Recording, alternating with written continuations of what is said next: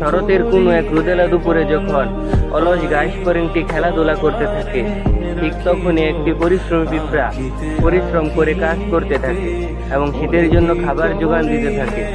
এটা দেখে অলস ঘাস ফড়িংটি বলতে থাকে পিঁপড়াটিকে, কি গো ভাই, এত সুন্দর আবহাওয়া রেখে তুমি খেলাধুলা না করে বোকার মতো কাজ করে যাচ্ছ কেন?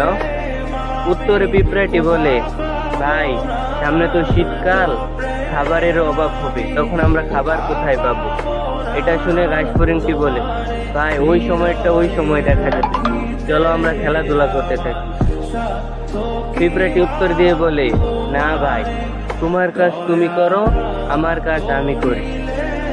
এটা শুনে অলস ঘাস ফড়িংটি ভাবলো পিঁপড়াটি কতই না বোকা।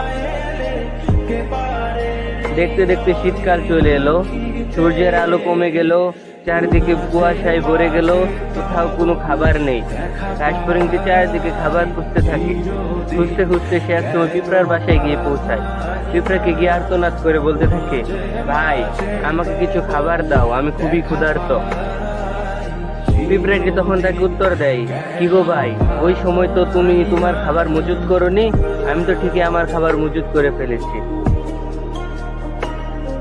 এটা শুনে অলস ঘাস ফড়িংটি বলে, না ভাই, আমি তো ওই সময় খেলাধুলা করে বেরিয়েছি, আমি তো আমার খাবার মজুত করতে ভুলে গিয়েছি।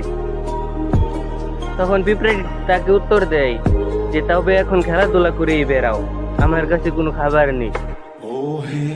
এই গল্পটা থেকে আমরা শিখলাম যে অলসতা ব্যক্তি জীবন এবং সামাজিক জীবনের জন্য কতটা ভয়ঙ্কর। তাই আমাদের সকলেরই উচিত অলসতাকে বাদ দিয়ে কাজে মনোযোগী হওয়া।